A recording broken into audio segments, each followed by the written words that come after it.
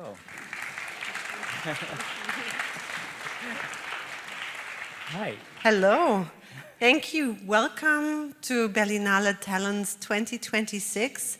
And more important, welcome to the TED Talks. We're very, very honored to have you all on stage here at our House of Talents. It's the 4th edition, and this theme was created at last year's TED Talks. So you can already kind of like see what's gonna come this year, and we hope to again have the inspiration from you guys for this theme. And I'm happy to have here on stage with me Bart for a welcome as well.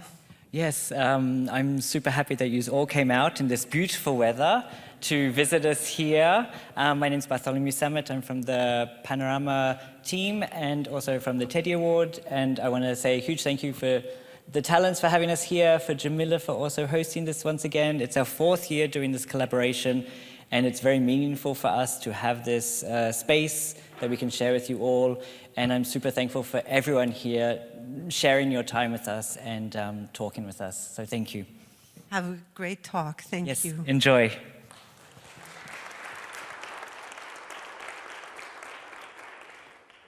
So much to Nicola and Bart. It's my pleasure to be part of the TED Talents Talk for the 4th year, and I'm also very honored to find out that creating confusion actually goes back to our, or even my credit, as we obviously seem to have caused confusion last year and were invited to do so again.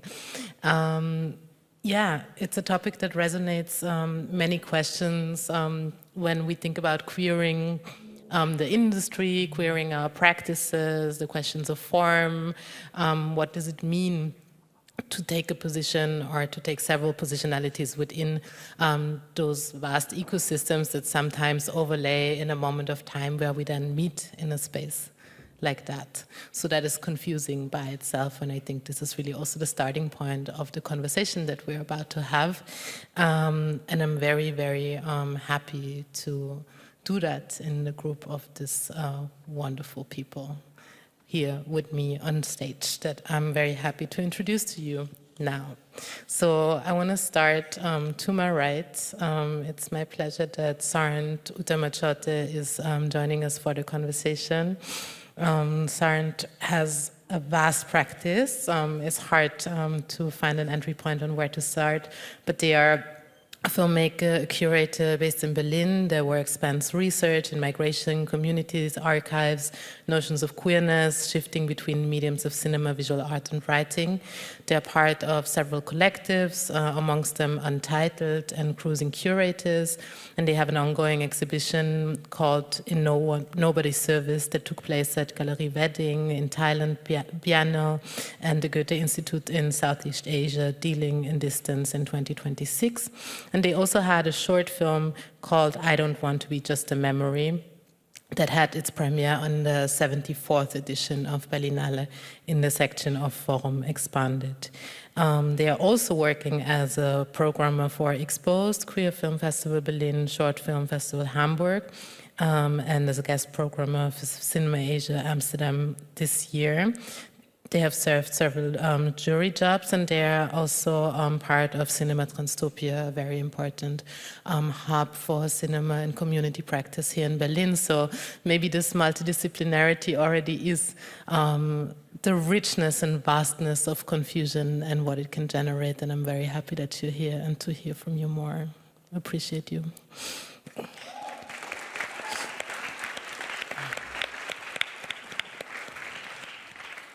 To their left, Falon Majanja is there. They are a sound artist, composer, performer whose practice engages voices, electronic music, and speculative narration. They're a graduate of the Lisbon School of Fine Arts with a post-diploma in sound arts and a master's degree from INA GRM. Their practice is rooted in live performance, and their work explores listening as a political and relational practice, where sound, technology, environment operate interconnected mediums of exchange alongside their artistic practice, they engage and develop in pedagogical projects focused on voice, listening, sonic ritual, and electronic improvisation. And they're part of the Collectors Directive of Joy Boy, a tribute to Julian Eastman, that had its premiere on Saturday in the section of Forum, and there's the next screening coming up tonight at 10 o'clock, so if you don't have any plans, you now know what to do. Thank you so much for being here. And it's also actually interesting because last year our theme was listening, so that really also echoes further into confusion. Thank you so much.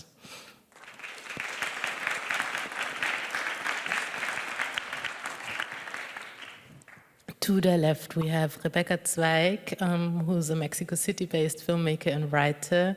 Her work appears in the New York Times and The Nation with support from Sundance and Chicken and Egg Pictures. And yeah, I think maybe I'm missing a line. Sorry. They made Jaripeo, which is part of this year's Panorama program. And they are a graduate of the IO's Writers Workshop, and her filmmaking is shaped by her poetic practice, and Jaripeo is her first feature film. Thank you so much for being here.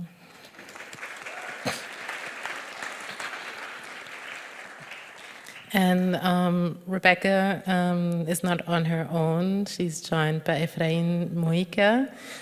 They are Michoacan-born artists based in Mexico City, and their multidisciplinary work, shown from Berlin to Mexico, explores light and sound and matter through a conceptual art lens, and video art is central to their practice. And together with Rebecca, Jaripeo is also their first feature film, and the two of them will be speaking together on maybe also aspects of confusion in a relational practice between each other. Thanks so much for being here.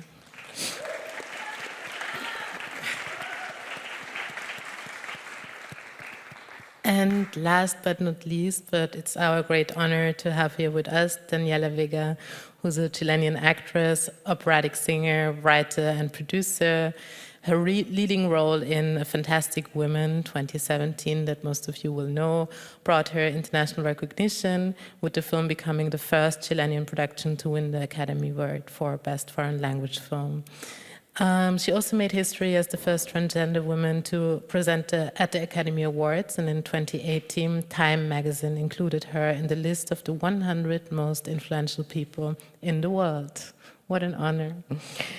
She's a member of the Academy of Motion Picture Arts and Sciences and has worked across Spanish, English, and Italian language productions with notable roles in the series Tales of the City, The Power, La Jauría, Once Upon a Time, Happily Never Ends, La Rebellion, and her film work includes Techno Boys, Futura, La Visita, Run Over, and she has also worked as a producer and was part of the documentary Peace, Peace, Now, Now.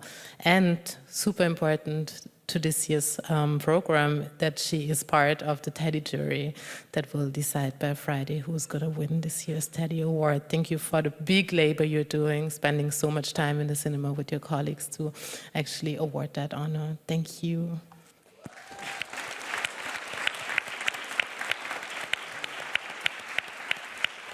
And before we go one step further, I'll maybe also walk you through how this is going to work. So you will now hear short input of each of our guests. Efrain and Rebecca will do it together as they present as a duo. And we'll then have a moment of discussion amongst us here on stage until we also cordially invite you to join the conversation and share your questions, resonances, irritations, maybe own experiences and associations that tie into the topic of confusion in relation to our practice. So yeah, without further ado, I would ask you, Sarnt, to start with your input, with your impactful input. I'm stumbling already. You have either the possibility of staying sit down, or if not, there's the stand-up situation over there if you feel more comfortable. Maybe sit down. I think we're all sitting, so let's just sit. We stand too much already, you know. So why not? Yeah, I always. Yeah. So thank you for inviting me, and I I think rather than going to like just my practice and cinema institutes that I've been involved with, cinema transphobia expos and so on, I developed a little bit of random thinking for you. So I would just hope that this open up the floor a little bit.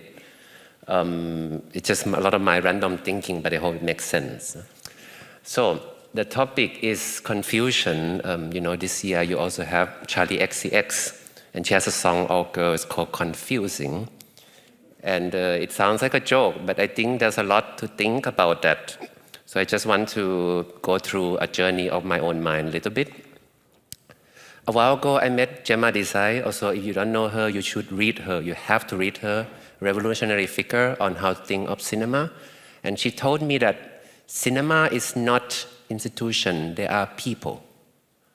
And that kicked something in me because, we tend to think that it's a box, but no, it's people. So what I want to kind of go a bit further on, what if we think about the space? What if we think about the club? And I'm not here to sell the club space as some sort of paradise, but I'm just telling you maybe an analogy about the club. Is queer cinema now a big budget, world-changing industry, or is just that dirty, cheap, and communal things that lives in the corner? I don't know. When I moved from Thailand to Germany in 2014, in Asia, everything is a mess. No one knows spontaneous Germany, order, logic, funding, development. I don't know.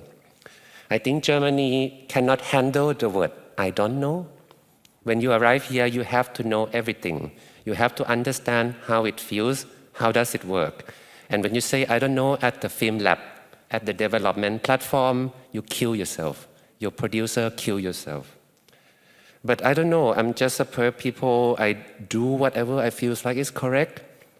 And now we call it experiment. Experiment can be problematic, I think also, because if you are queer, you experiment your whole life. If you're immigrant, you experiment your whole life. Even you are quite conventional person, like I'm very conventional, in my project too.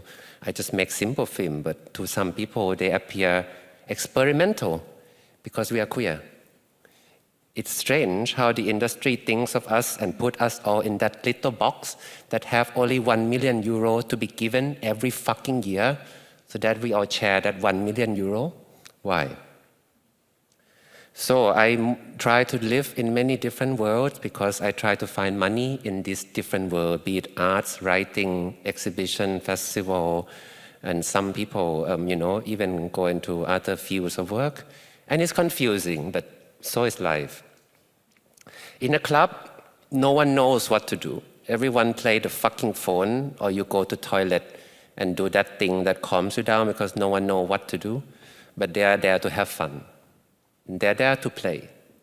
And that's what I find quite human about sometimes the queer space, maybe not just the club, is that we just play and experiment.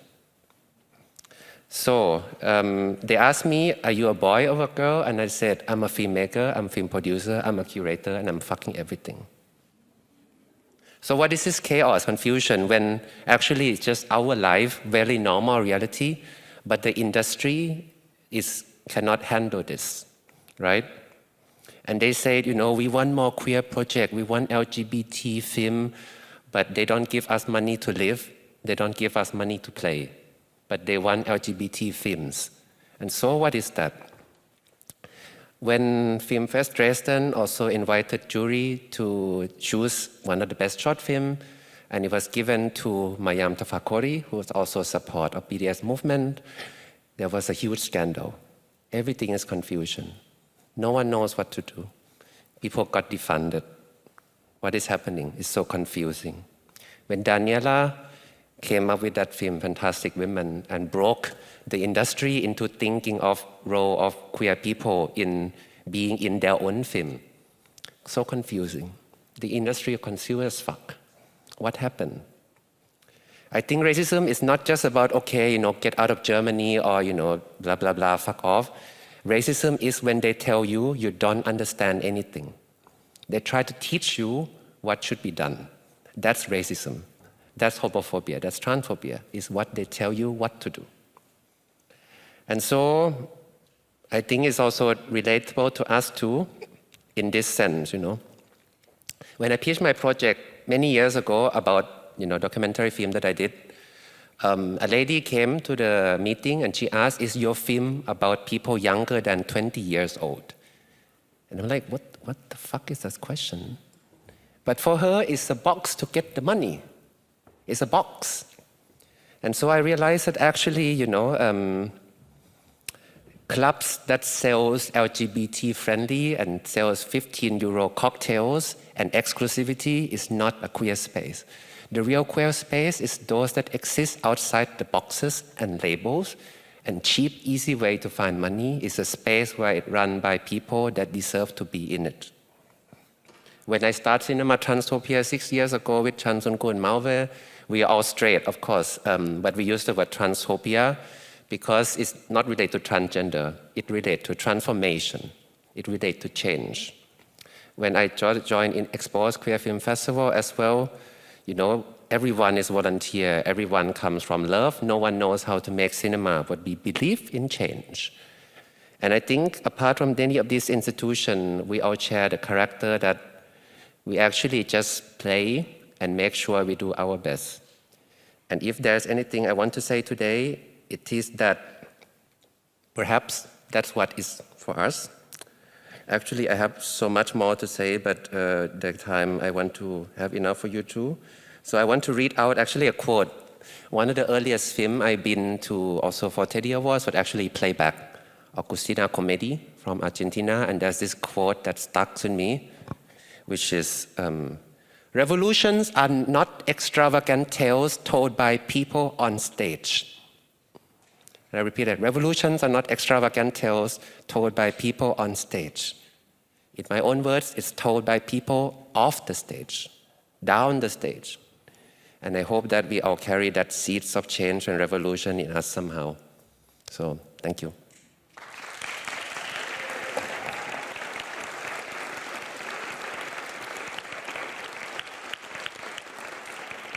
Søren, thank you so much for walking and guiding us through a train of thought that links into confusion, but it's not random or confusing at all, but it's very poignant and precise and so relevant and so precious. You echoed Gemma Desai, who also asks the very, very urgent question of, is this work for us? In this ever-living document that if you don't know it, get yourself familiar with it. And I think the answers are just a web of confusing positionalities, because what she does is a mapping of different positionalities within this industry. So thank you so much for laying out these thoughts on confusion, revolution, and institution.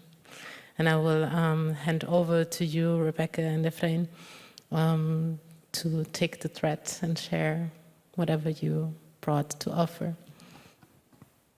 Also, feel free to stay seated, feel free to stand up, whatever you feel most comfortable with. We will sit. Sorry, I'm still absorbing what you're saying, so I need to remember I'm also a person who's supposed to speak here, but that was amazing. I think something to start with for us is that when we started this film, when we were selling this film, we always pitched it as a collaboration between a video artist and a poet. Like we knew what that meant the whole time. And we definitely did not.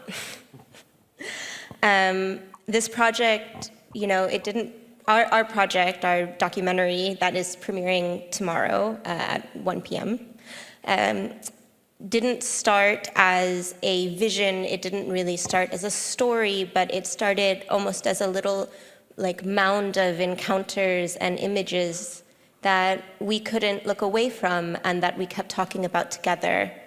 And it turned into, it accumulated into something much more than we could have anticipated at its outset. Yeah, it really started with Rebecca coming to my hometown in Benjamillo, Michoacan. And having a party at the jaripeo, at the rodeos, you know, and talking to people, we realize there's like so many stories to be shared, and there's this like queer subculture that exists there that has had like, I wanted to do vignettes on these moments, on these people, on these stories and these memories, but it was like easy to think about, easy for me to like see it in my mind, how beautiful it is, but then how do we actually portray that onto a screen with sound, with like the director of photography, like the person that needs to do that. And beyond that is, I think at our first pitch was this question, like what is the, like, yeah, this sounds beautiful, these vignettes and, you know, like postcards of queer cowboys, but what's the actual storyline of your film? You know, like, especially in documentary, people are very used to like this introduction of what is the topic and how, like, what's the, like, you learn about it and then you finish the film and you have learned something about the jaripeo. We didn't have that. So it was very confusing for me to try to explain what the film actually was going to be, besides just vignettes. Yeah, I mean, since neither of us came from film, we didn't know what either the medium or the industry really expected of us. And so we were left with only what each of us thought was the right thing to do. We were kind of left with our own intuition for how things were supposed to happen. And it wasn't a place of clarity. It was honestly never a place of clarity. I don't know if we have any clarity still. But it was a place of freedom in which we could figure out what the logic of this film was, kind of by creating it, by making it, and not putting into the categories that we were supposed to as a documentary or as an experimental film, but just letting our own intuition and also the care for the community, for our participants, guide that instead of trying to say, you know, what is the oppression of this person, right? Or what, you know, what is their trauma? And that's where we have to go. Like I think that since we didn't know that we were supposed to do that,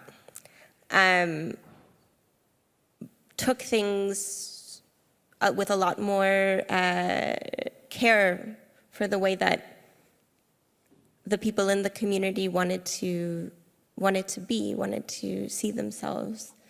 Yeah, it was a lot of listening and developing this bond of trust with our participants that were our friends before they were our subject, you know?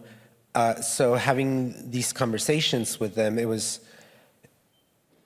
we had to allow ourselves space to listen not only to what they were saying, but to what we were feeling, and most importantly, listen to what the film wanted to become.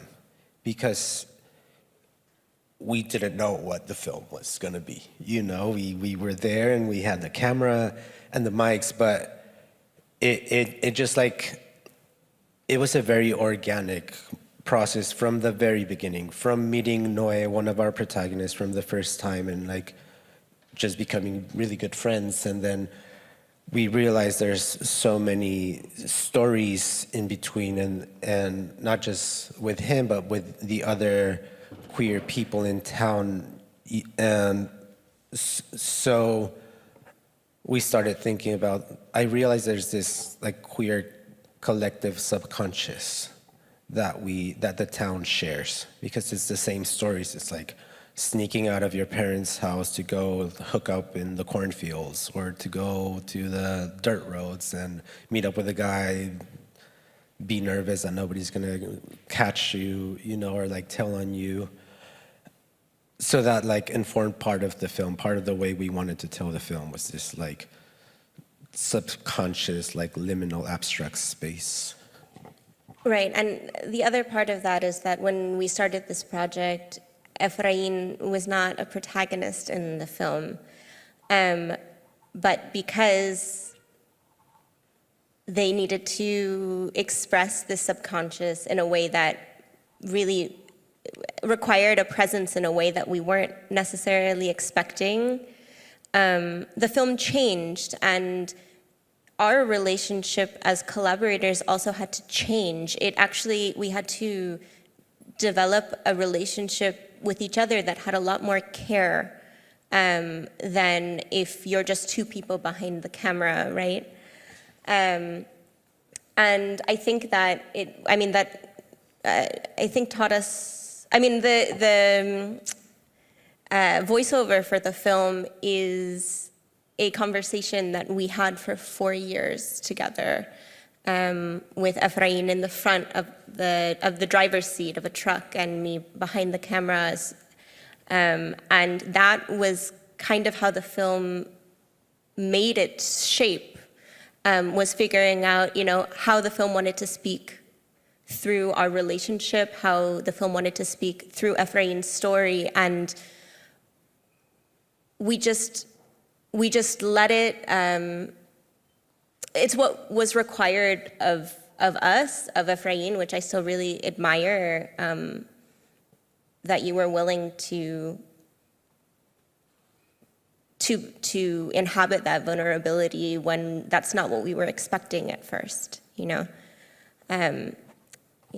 Yeah, I was definitely not expecting it. I didn't want to be a part of the film. I didn't want to put myself in front of the camera, but it was so necessary, mostly to find this trust with our protagonists. I can't just be asking them for their deepest secrets without wanting to share my deepest secrets with them. And it was also like Becca and our crew were like, Efrain, you're the one telling us all these stories that you're like sneaking out and that you're doing all these like fucked up shit. Just say it in front of the camera, don't expect for somebody else to tell these stories that we know exist, but it was very confusing, and it was very strange to talk about like my innermost thoughts, my complex relationship with my family and with my hometown, and having this conversation with Rebecca in the truck. It was almost like psychoanalysis. I'm just sitting there with my hand on the wheel, looking at the beautiful vista of my hometown, my favorite spot. And she's just asking me all these things behind me. I'm just like, yeah, I don't know. Yeah, so I have no idea how much time we have left. I'm so sorry. I think if you have a thought or two that you still want to share, it's fine, but then we have to move on. Great. Yes, so I think probably to end, this film was entirely made by, letting these relationships and encounters speak through us rather than trying to impose a story on it. And if you are lucky enough to have the space for that, it's a beautiful way to make a film. Yeah, it's like allowing confusion to be the catalyst to like make what the film wants to be. Just allow it to take its own shape and not impose and force what you want it to be for it.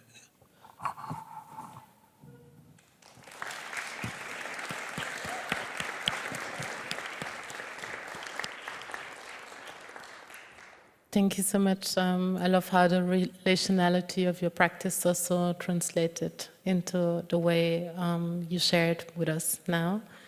There's many things that you tackled that we can also pick up later, but I think you beautifully walked us through confusion as a space of emergence and how that also translates maybe formally and aesthetically, as you say, in a form of a liminal space that kind of refuses this craving for transparency or refuses this craving for explanation or category. And it's maybe also interesting to think about how this is possible when we are in relation and how this relationality also between the two of you, but also, as you're saying, your own positionality being confused by changing position in relation to your participants, then makes those spaces emerge. So thank you very much. We're also talking about listening as a crucial part of that practice, and that is maybe a good bridge to you, Falon. Thank you so much for being here too. We are very curious to hear your offering. Thank you. So I tend to drift a lot, so I wrote a few things in order to share what I really want to share in this limited first part. I want to start talking about the films that we collectively produced, Joy Boy, a tribute to Julius Eastman. You mentioned it earlier. Joy Boy started as a series of videos and interludes we made in dialogue with a live concert in Antwerp, a live concert of composition made by Julius Eastman. Julius Eastman is a revolutionary figure, a black queer composer whose work continues to challenge the boundaries between music, politics, and spirituality. So from the beginning, Joy Boy was conceived as a collective project. We are 6 filmmakers co-directing it, Rob Jacobs and Paul Chemisi that are here today, Anne Reiniers, Victoire Carrera-Campire, and Mawena Yewesi, who we already missed and left already, and myself, of course. Each of us approached Eastman from a different position, offering a kind of constellation of perspective. So the project is structured in 4 chapters. There is Evil N, Many Many Women, Gay Guerrilla, and Joy Boy, and the 3 interludes. And they are all, let's say, autonomous, but also deeply interconnected as they are developed in close dialogue with Eastman compositions. Joy Boy, a tribute to Julius Eastman. I like to repeat the title many times because I want Julius Eastman name and spirits to inhabit the space. So Joy Boy, a tribute to Julius Eastman, exists as a shifting organism that keeps on transforming, starting as videos for the live concert, going into a 5-channel installation to appear today as a single-screen version. So let's see what the future holds. To share a bit about myself, I work as a sound artist and a performer, sometimes a filmmaker, and I mostly work within collective contexts. My practice moves between performance, electronic music, film, and installation, and I'm interested in how sound can produce alternative ways of being together, and how listening practices or listening rituals can become a tool for collective experience. So my work with Eastman started before we did this Joy Boy project. I already was researching his life, his music, and especially the way he moved between spaces and states and positions. One of the things that interests me in Eastman's work is the friction he constantly produces, a friction that is between spirituality and rage, between discipline and refusal, between collective belonging and radical solitude, always in a quest for freedom. So his queerness is a force of destabilization. It is about confusion, about refusing positions, assignations, refusing disciplinary borders and fixed roles. His queerness is a practice of undoing coherence as a norm. For me, Eastman teaches us a new way of existing through contradiction and movement. Last year, I created this performative adaptation of Eastman's work, Feminine Masculine. It's titled To the Fullest. And to the fullest is a way, let's say it's a mode of existence.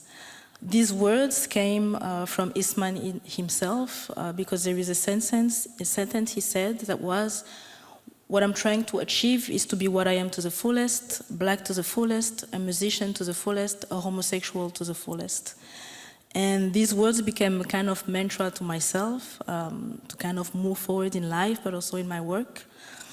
And when Eastman says to the fullest, I hear a demand to inhabit each position completely, even if it leads to conflict, to isolation, or to loss. A demand to push each position until it breaks its own limits. And Julius Eastman's fullness is, because I don't want to say was, in motion. It is not a posture. So it's something that I'm trying to inhabit also today.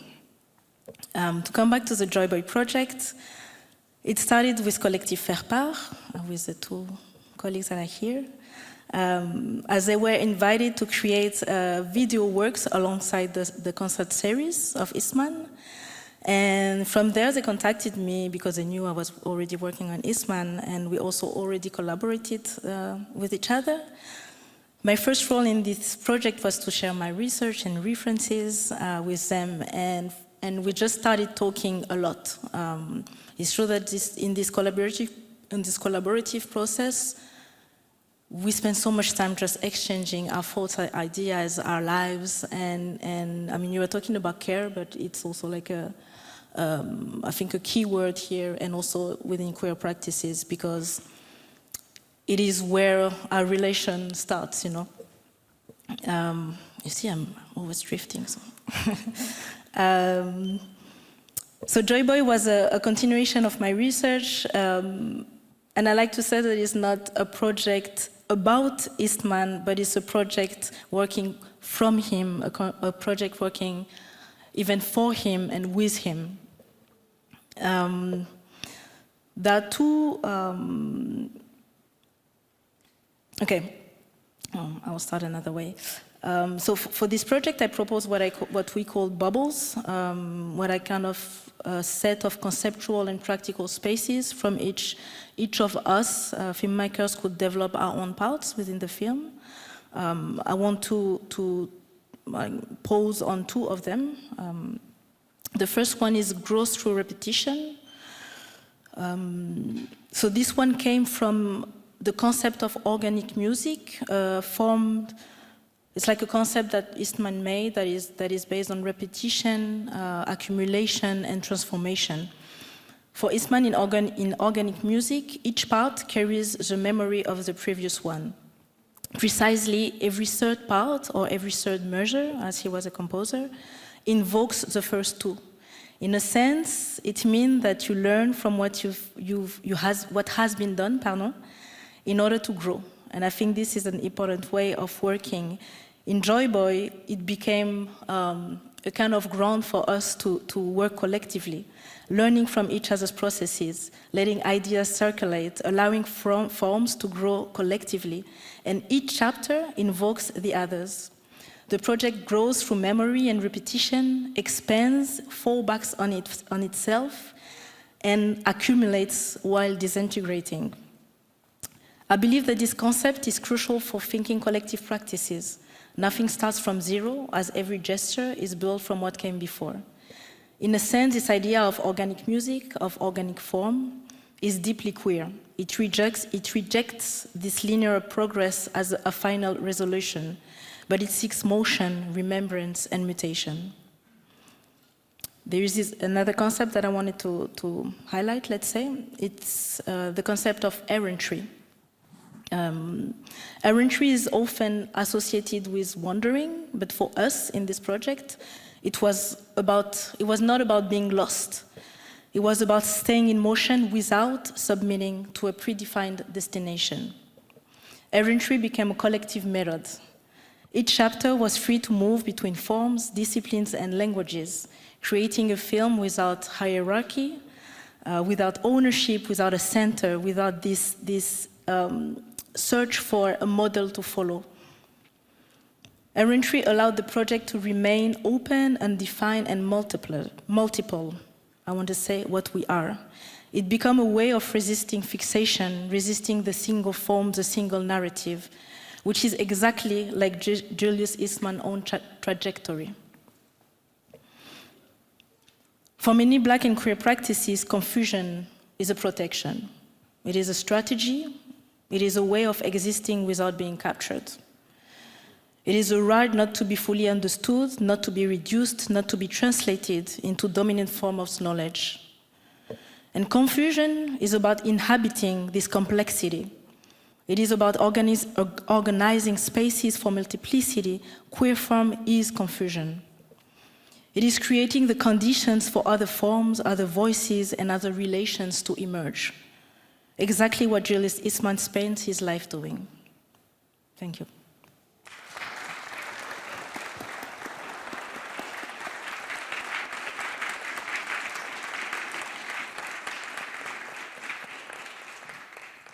This really was an offering. Thank you so much.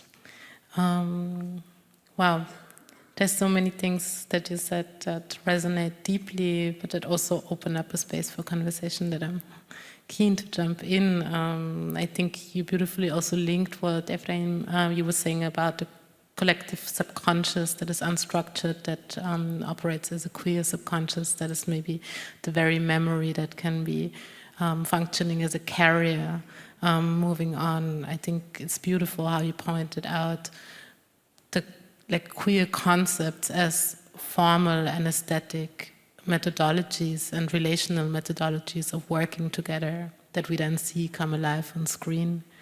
And I think your ending was very strong when we think about the existence beyond capture, if you want to quote Moten and Harney, or if we want to think about opacity in a more Glissantian way. But I think this notion of refusal has been very present in all of your statements so far. So before we go deeper into discussion, I really want to invite you, Daniela, for your sharing. I'm confused now. Well, when I start, okay. When I start in this world of cinema world,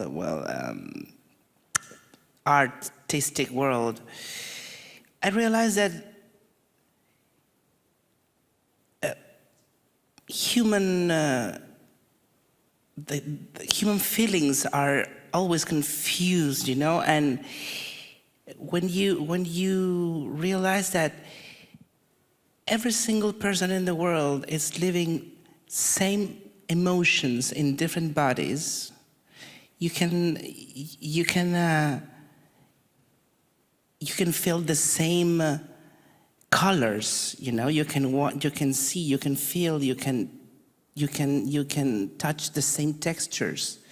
It doesn't matter if you are trans or if you are gay or if you're lesbian or straight.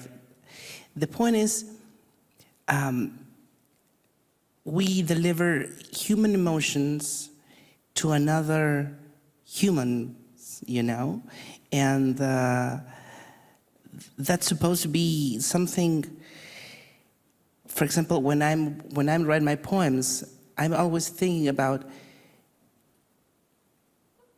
kids, you know, kids from now, and then when they read my poems as an adult people, they can feel my own ideas, confusions or whatever of this time, and I realized that we are all at the same point, you know, in terms of abilities to make relationship with the rest of the world. I remember when I started to playing the role of Fantastic Woman. One of the interesting thing was I was the only transgender person in the project, you know, I was the only transgender person in the production trying to explain at the beginning how to manage this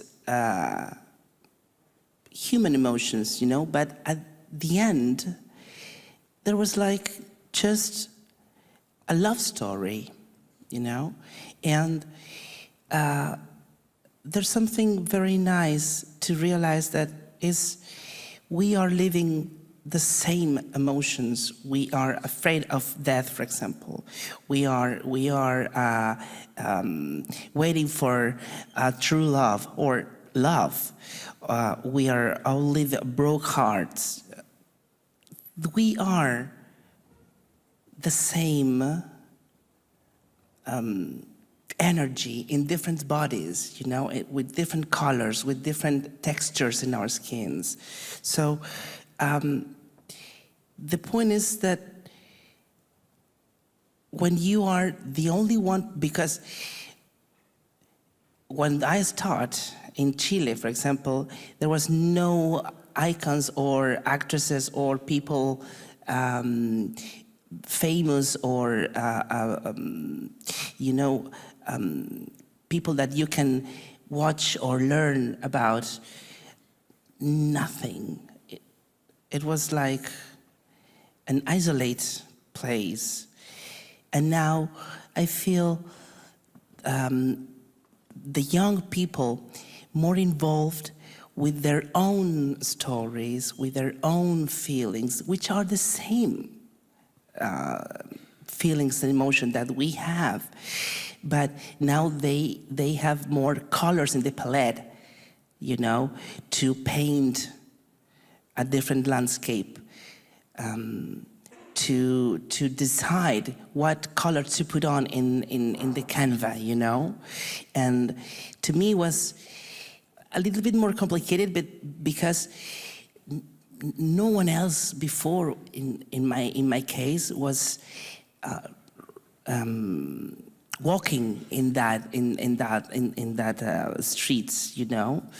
I was trying to survive. I was trying to explain myself. I was confused, but I was confused because people make me feel confused, you know, about how life is, how life must be, about what kind of decision you have to take to feel or to live success or to manage, you know, a career, whatever. But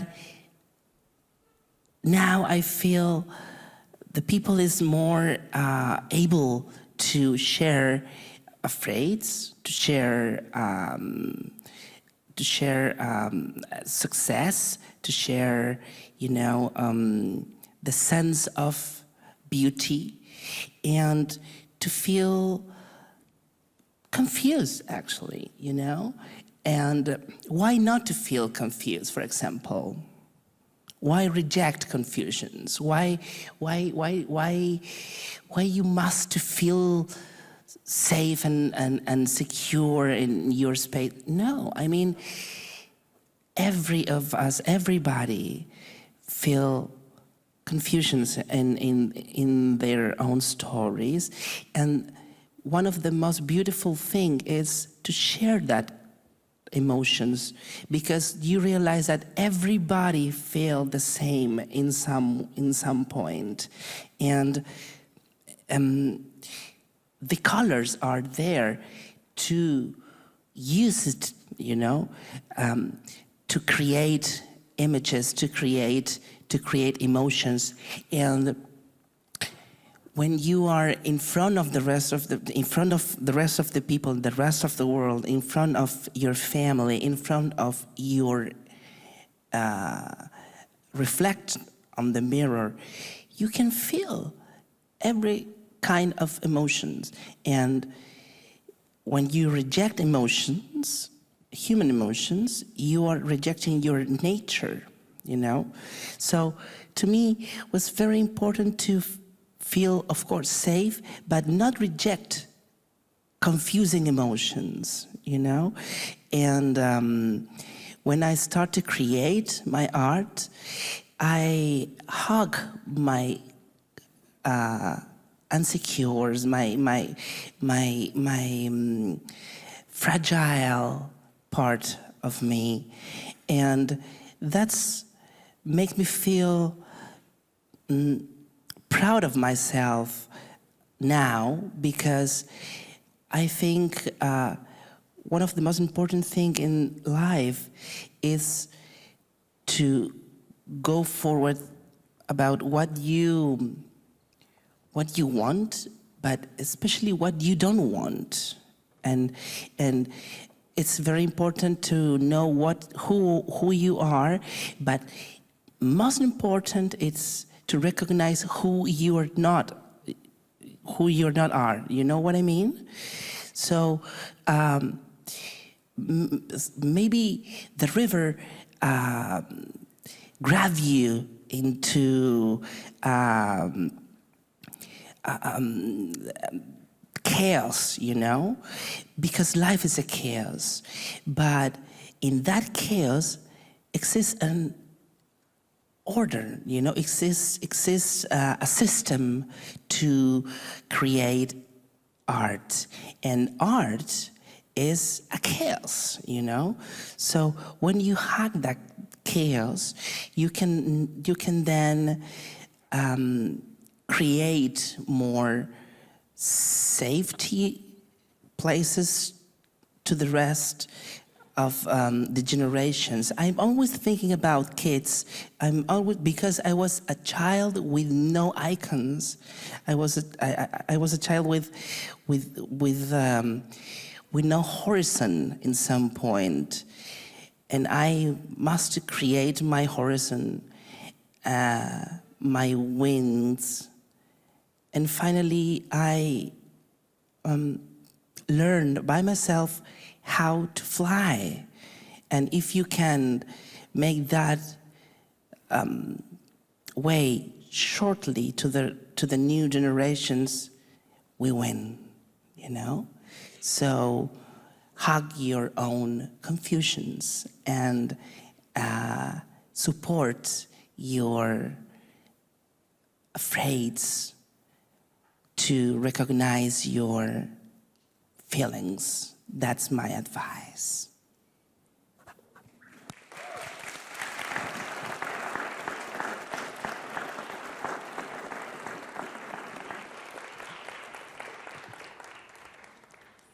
I can't with the poetry on the stage. Thank you so much. I think I'll pick up on the notion of poetry that you offered, because I think it resonates with many things that we heard earlier. And I had this image of the bubble, but also of an encapsulation of that confusion, maybe, that transcends time, that someone can pick up again, that kind of also connects to this collective memory that you were talking about earlier. And I really loved how you translated embodiments and performance into the set of textures and colors that once again maybe becomes part of the toolkit of queering forms, right? If it's all textures, colors, sounds, and single instruments that we can play together. We also refuse this category of... That's the point. They are instruments, you know? They're instruments to create something. And to some people, the instruments are not able, you know, and you have to create your own instruments to then create your arts, to then create your world. So if you are able to fall, you know, you can then grow as a seed in the summer, in the spring. But there's something very important. You need the winter and autumn. You need it. If you refuse it, how you then can recognize the other seasons? That makes today's weather much more bearable. The long craving for sun that many of have been sharing for a moment, I think. Yeah, thanks for also reminding us of seasons, of hibernation and then blooming. And I think this is also something that resonates deeply with cycles of production and times of diving deep, going inwards, sharing work, bringing it into relation, to then bringing it into relation with an audience, and then with other works, which is also maybe the next step that happens in curatorial process or in constellation processes. I think something that I've been thinking about listening to all of you is that I feel like you all have a practice that rehearses offerings that offer beyond capture.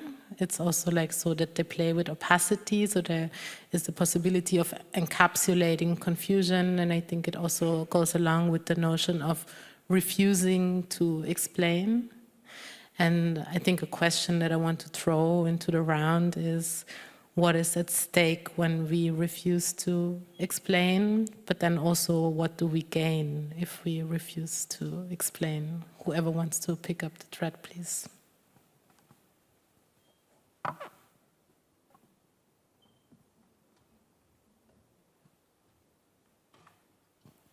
I can also elaborate. I think it came from, sorry. I think it came from this idea we were talking about, illegibility, opacity, not wanting to explain. Also, you were talking about it in the documentary form, also creating formal spaces that are more liminal and abstract. I think you connected it very much, or you led us through the concepts and the methodology that you developed from Julian Eastman's work. Sarah, I think with you it came in the beginning also in the refusal to be that person that is able to be boxed in the industry, to the refusal to think of film as an institution, but rather as a relational practice. And Daniela, I think with you, I heard it really in this encapsulation of poetry or also performance that offers someone else to be experiencing something that maybe they didn't have words for or vocabulary before, and that though without explaining I'm doing this or this is that, but just giving them the possibility to dive in. So I think there's a lot of richness in this not explaining, and I see you coming up with very interesting instruments, methodologies, ideas, sets of relations in your work, and they all take very different shapes and forms, and this is, I think, also what makes them so precious. So I think this is maybe what we gain, but maybe you also gain more than that by not explaining. But then is there also something we lose by not explaining?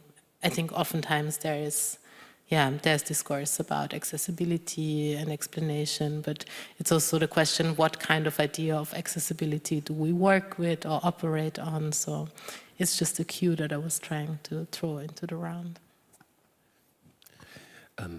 I have this anecdote that I use sometimes. So if you have heard this before, don't blame me. But maybe just something very broad. Like for example, in Germany or in Europe, usually, simple case. A museum, they would, for example, they would hire you, like they would hire Sand, and they're like, can you bring some women from Thailand to our space? Or Jamila, I don't know what your country you're from. Can you bring people from your country to this space and do a program around it? And I'm always kind of like, what the fuck does it mean? And I have another anecdote from a friend. She's like a Vietnamese filmmaker, but she grew up in Germany. And she had some talks and things where she would speak English, like what we do, in an academic or so university setting. And one time her mom came, and her mom doesn't understand English, but she just want to be there. And I think that's a little interesting thought experiment on that. Sometimes maybe people are not there because of countries. They're not there because of some need to explain. They are there for their people. They're there for their family. They're there to support each other. And that's kind of much more profound than this idea of explaining, because I think when you need to explain, you already try to jump. And of course, that's another conversation on how to build bridges, which is another strategy. But I think if you're doing things for your community, for your people, you don't need to explain.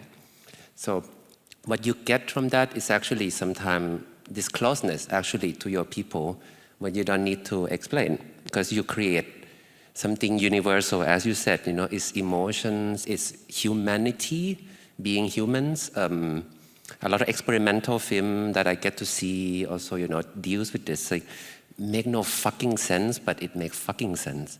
And that's the magic of cinema somehow, and not that country, Nigeria, I don't know, 200 people see, it's like, fuck that idea. So I hope that would answer something. It answers a lot of things.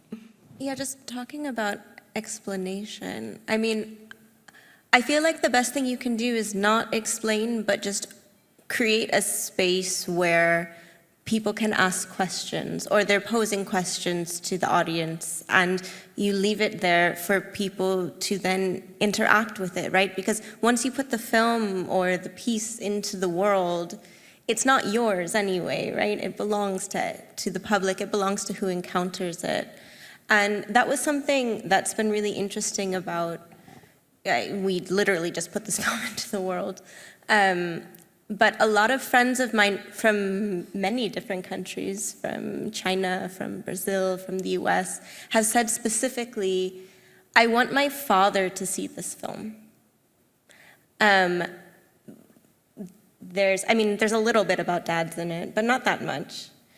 But it felt like when my friends have said that to me, it's like they want to encounter the people, the questions that exist in this film, and just, let someone who they think needs to ask those questions just sort of sit with it. So. Yeah, thank you so much. Do you want to elaborate? Look at me. Yes. I think like when I have to say that I think like right now I'm connecting it a bit to exhaustion. Because I think explanation can lead quickly to exhaustion. So I think I'm not responding, but bringing another question that would be, in which case explaining, you don't lose actually by explaining. And I wonder, like in which situation explaining is something that, straighten you when it's not, not straighten, pardon, force, you say? Give you more power. Yeah, give you more strength or more power.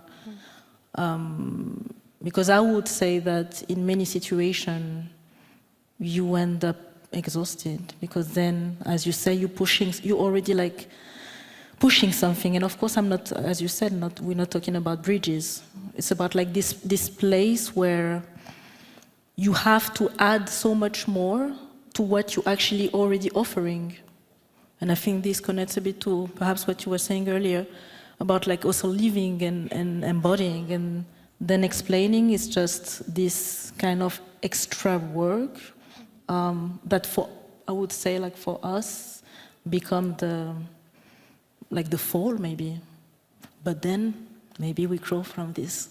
But that's why it's a question. I don't know. Like I wonder, because automatically, I heard the explanation and I was like, oh, but how can we not end up in exhaustion?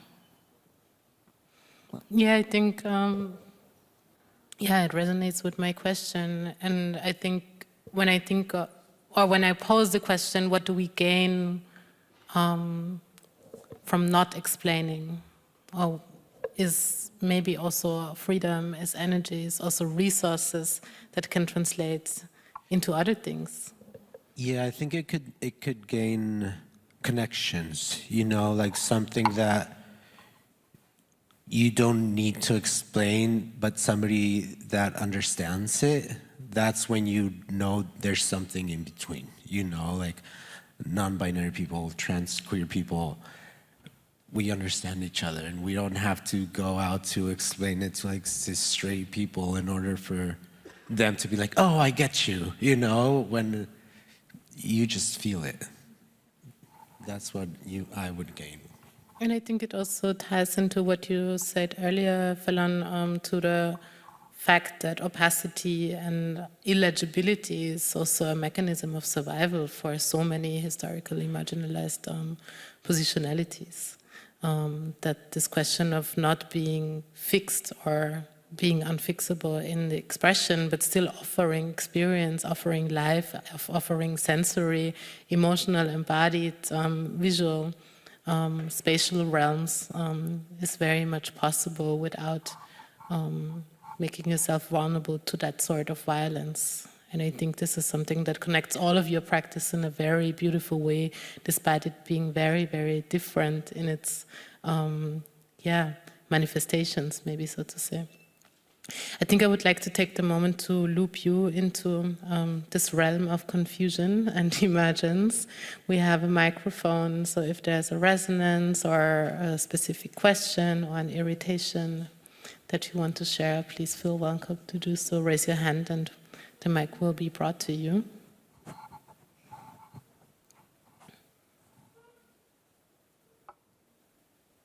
Confused. Okay. If you change the word explain to share, it's more soft and more elegant even, and more creative, you know? If someone wants an explanation about you, put on a mirror and ask the same. Same means that all of us, we have questions, but if you share your questions, explanations are unnecessary. This is beautiful. So share your questions with us. Yes, please. Hi, thank you so much for sharing. I wanted to ask, as much as you shared your relationship with confusion to all the artists, to what extent do you think in your creative projects confusion can make things better and can bring more beautiful things? And to what extent did it maybe block you, or did it not let you go where you wanted to go? So maybe the two sides of confusion, maybe. Who wants to? Maybe yeah. But it's going to be a short thing, because I'm also bouncing back on something you said earlier, which was also about the means. And I think for me, practically, transparency sometimes is expected. And if you don't give it, you have way less.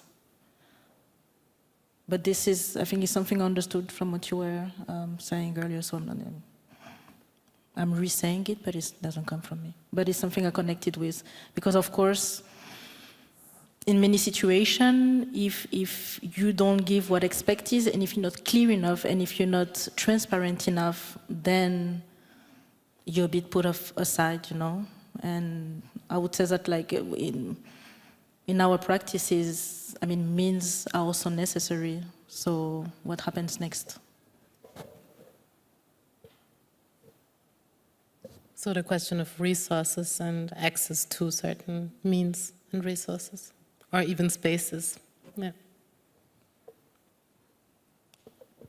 Confusion as a blockage or as a resistance, not in the productive way, maybe. I mean, maybe to add on something, because I also try to mention that a little bit in my little monologue. But like, I find that, like, for example, now we are sitting at, talking about cinema, and, in the end, it's about project funding, practically things saying. And there's this, and as I said already, like, we all fall under this category of experiment and play, which is, I think it's a wonderful realm to be in, but I wondered, why don't this door to the commercial world that you would call commercial, why don't they open up much more space for play? Because every time you want to play, or you want to be confused, or even use it as your artistic practice, No, as a director, actually, why can't you do it as much as you can, usually in the experimental box? Why can't you do it also in the big 5 co-production money countries box? And I wonder if there is, I mean, it's more like a thought, but I wonder if there's a way to also slowly reclaim that space of play, beyond the world that we know, because we all also quite agree. We live in more the alternative scene of it, right? So maybe that doesn't answer the question too much, but I think it's hopefully allow us to think more how to find resource for play or to share, right? And hopefully someone would come up with a model also practically to do it. It also makes me think of confusion as a tactic to confuse or to trick the system. So I'm also thinking of trickstery. Maybe you submit something to funding and then you change the script. Oopsie. It's always a process in motion, things like that, right? There's a hand up here. Can we have the microphone to the front, middle? Thank you. I'm not really sure if this leads anywhere, but I was thinking about confusion and how far you can confuse, and what happens if you turn the confusion into shock for your audience, and if this is something you have thought about, like the connection and how we can maybe use the shock to open new doors and new thoughts.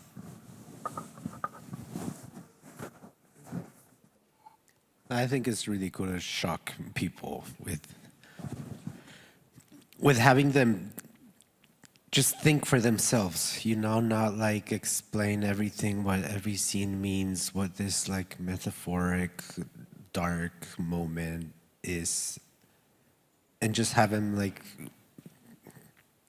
realize from their own memories, from their own experiences, what that means to them.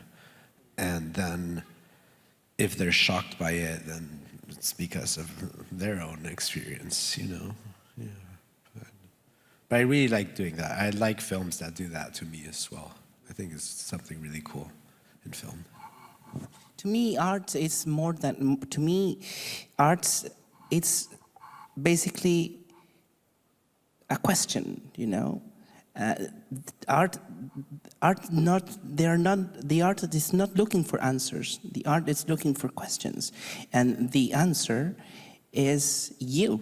The answer is in your own, with your own experience. When you are experiment, in front of this art, a movie or a painting, whatever, the key is not the answer. The key is the question, And when you use loneliness, confusion, you are creating art. That's my point of view. I also actually want to add on the word shock, because I think there's a difference between shock as of natural shock, also not like electrocute, but natural shock and shock value. These are very two different ways to do it. Shock value is like when you shock to get money, when you shock to create values, and also it has been part of cinema for a long time, right, to try to be provocative.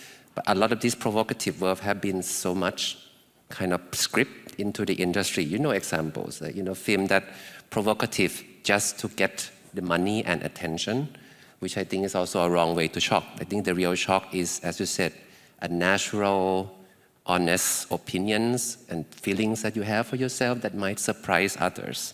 Maybe that's also a better word, surprise. But I think shock value, it's such a money-making tool that is quite dangerous, honestly. Also, I don't know, do you need to show more violence on queer people being killed? I don't think so. It's 2026, yo.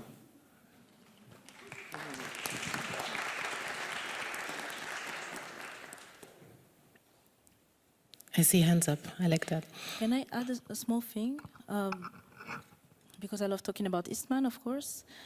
Eastman was really seen as, and actually, let's say cornered, as a provocative figure.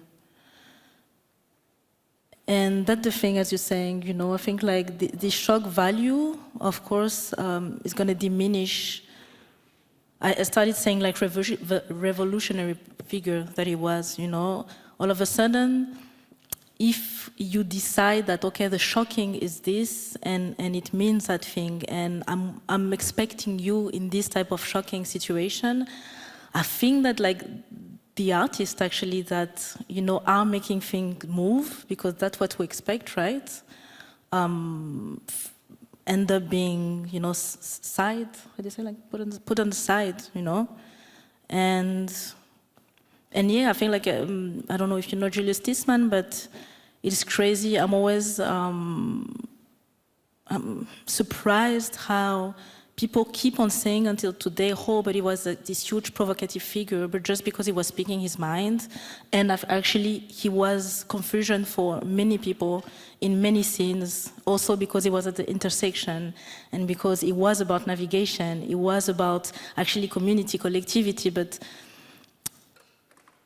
like so little was understood that then provocative was put on the character, and then, you know, he started losing so much every year, more and more and more and more. And yeah, I think it's also like a precaution to have on this, as you say, you know, like this shock value. Yeah, thank you very much for that reminder. I think we have someone with a microphone already. Yes, please. Hi, thank you so much for this really interesting conversation. First off, like super small side note, but I get shocked when I watch a movie that's about just queer joy. Like, we're so used to watching queer trauma. Like, I'm genuinely gagged when I just watch a film where like people are all right. But when you guys were talking about playfulness a lot and connection and not explaining but sharing, and I was wondering, because like queerness is inherently a failure. Like, you fail to conform. You're a failure to the system. You are showing that the system isn't everything there is. And I was wondering if maybe confusion you could see as a tool to face failure and like embrace it, or like, yeah, I don't know. I was wondering, like, for example, you guys were talking about you coming from outside the industry and then you kind of failed to know the codes at the beginning and whatnot, but is it really a failure to create that confusion? Or like creating a film that's like not a conventional narrative structure? Like, do you guys think about that, and is it helpful? Sorry.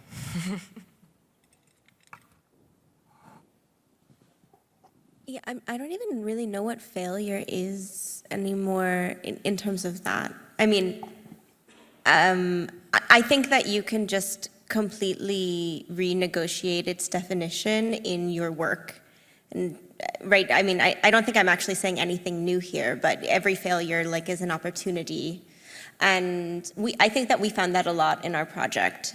We kept coming up against walls, against, you know, constraints in the environment, in our own relationship, and instead of looking at them as something to, you know, like, okay, I guess we have to go in another direction now, actually to just keep working, go through it instead, and use and see constraint and I guess failure as just an opportunity to do something else with exactly what you have.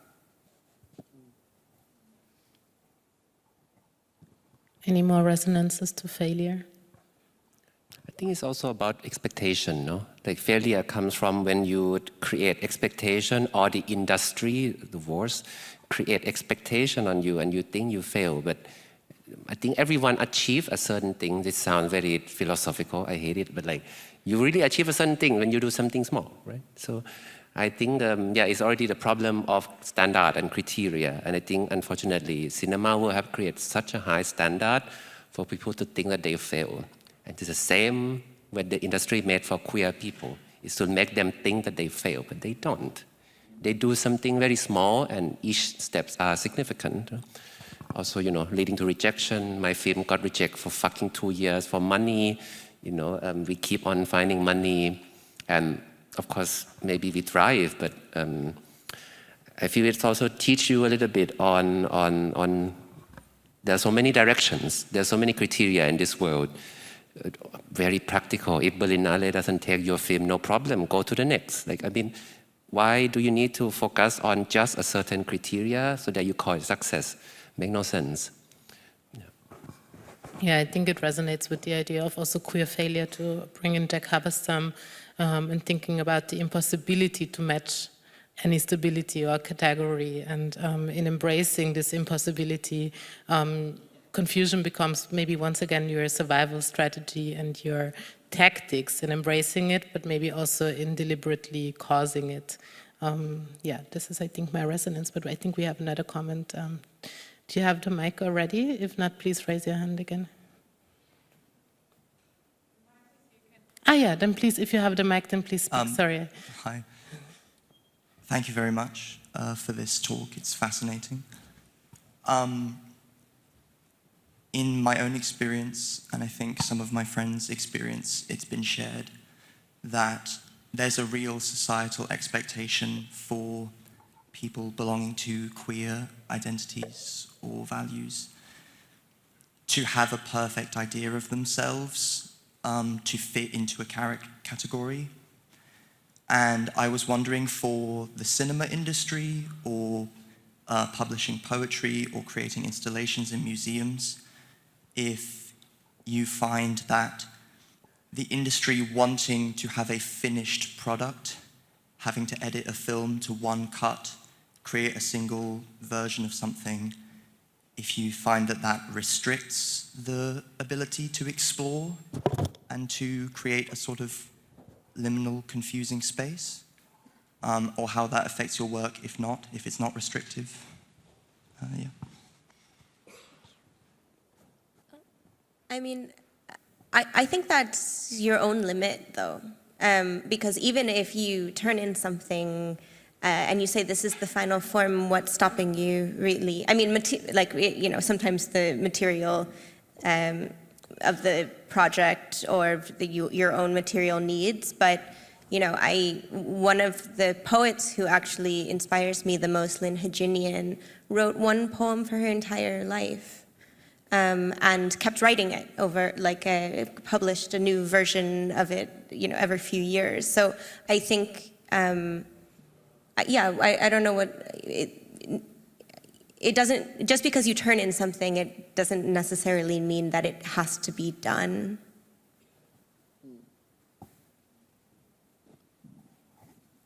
I think you had a resonance, and then we have a question in the back. Oh, okay. But I think it's connected to this. Me personally, for example, I think I have a very, I don't even think that I have one form that is finished. And I think when people keep on asking me, for example, the same project, I saw you here, or I know that you have that thing, can we show it, can you come perform, whatever. I never share the same thing, never ever, but I'm not interested in it. And I think that there is two things, which is, you are talking about your own limits. I know where I want to go, and I will create the space for that. I understand that perhaps the person in front, it's the idea of confusion, needs to have a bit more in the hand, but perhaps in order to control. If I'm not really interested in that, I'm like, okay, you want that thing? Are you talking just about a title? I've changed title so many times. And at the end of the day, people don't care. So I think it's also pushing yourself, your work, your own limits. You should be the one defining them. But yeah, maybe that's what I'm. Thank you so much. Please raise your hands again. I've lost track. Okay, back there, and then I think further back there was another question. Yeah. Thank you very much. Really engaging conversation. We spoke a lot about the right to opacity and the need to kind of maybe be a trickster at certain points, to be able to find ways to tell our stories, which are often hyperlocal, very sort of constrained to certain subsets of communities in our own ways.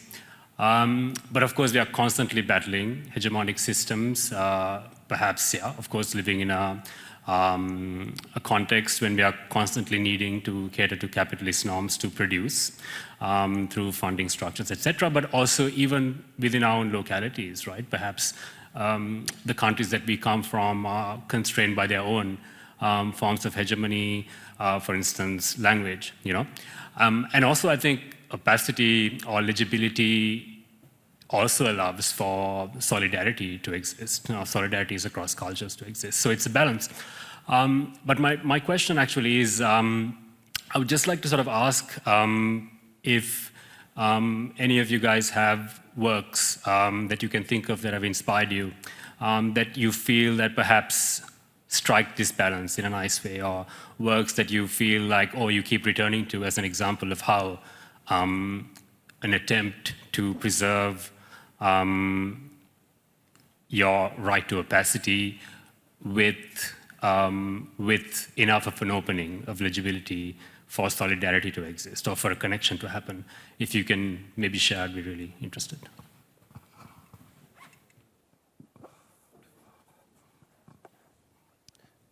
Maybe I'll just go back to my example that I caught, I throw to you actually as a playback, a short film, won Teddy Award many years ago.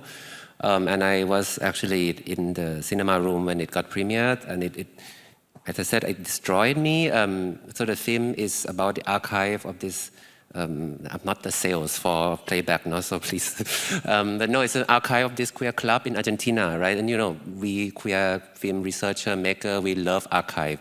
But most of the archive have been just like, we exist and we die, right? That's a basic queer history. We exist, AIDS happen, we die. So this film, what they do is that, yeah, you know what, we're gonna make a better ending for this character that died. And they make the ending for the character that died, make it good. And that very simple way of thinking that, you know, you can change the entire history of anything just by making a little twist. And I think that film really showed me that, you know, maybe it's not about explaining the deaths and the past that has been done. It's about finding new answers. Maybe it's confusing, maybe it's something unclear, but it's definitely a better answer. So that short film, for example, resonated with me also to my curatorial work until now, is to find better ways to frame things, to think about things, you know. I hope that gives example. I think we have time for a last question. Maybe we can share both questions that you have and see what resonances come to at least have heard everyone, but we are running out of time a little bit. Hi, I wanted to ask you, what advice would you give to queer people who can't be out in their countries for safety reasons or in sake of their careers? Is there a way out of this situation if they're already known by their dead name in their respective countries? And is there a way to deal with that without causing too much of a commotion? What do you think? I would just also collect the second question and then offer them both to the panel. Thank you very much for this important remark. Thank you for your question. Person who asked before me. Maybe you can connect with mine, because my confusion is very much regarding finding this balance between keeping the queer codes, like sharing meanings between the community. I think that's like very powerful. But I also think that it's very important in a way to not explain ourselves. I hate thinking of explaining myself to a cis heteronormative person, but like, in what extent can we still keep our language, but still reach spaces, get visibility, and promote dialogue for ourselves? Like, what are ways to find this balance, in your opinion? Thanks. Thank you so much. Any immediate resonances to one of the two questions? I think it's the difficult question to say, like, a renowned person already, that is queer and can't come out at their country. But also, like, we don't owe anybody an explanation for our sexual identity. You know, if we choose to like wave our pride flag, we should, you know, because it inspires others that have a difficult time doing it. But if they want to reserve their personal life to themselves and just like do it through hints of their work, you know, or like, yeah, maybe, I don't know, more of a metaphorical approach to this topic, and it's still a queer film, you know, without having two men kissing or whatever. I don't know. It's strange to me.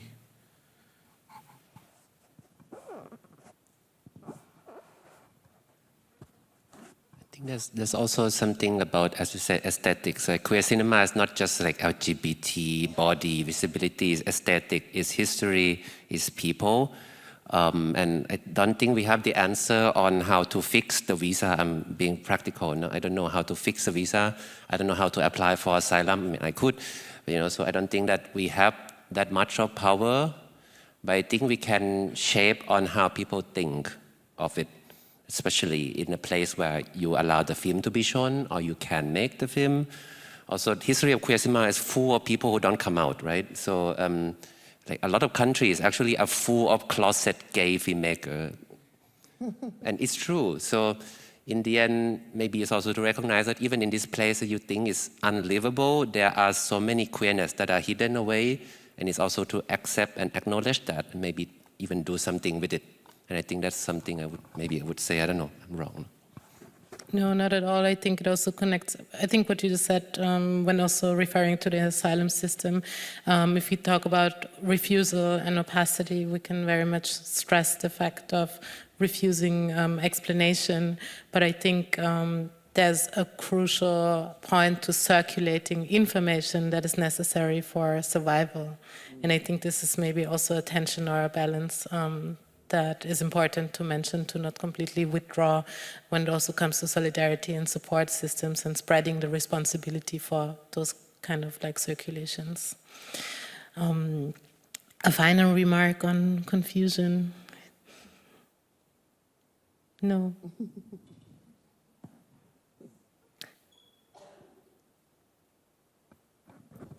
Let's keep on confusing, I guess, and being confused. Charlie XCX said, they're so confusing. I really enjoyed this conversation, a very Glissantian way of trembling together. Thank you for that. Thank you for looping in all of you and being such an attentive audience. Please see all the work of the wonderful people here on stage. You can do that today, you can do that tomorrow, you can do that in the following days. Follow the Teddy. Have a wonderful rest of Talents and a final celebration and the rest of the festival. Thank you very much, all of you, and a big applause for this beautiful panel.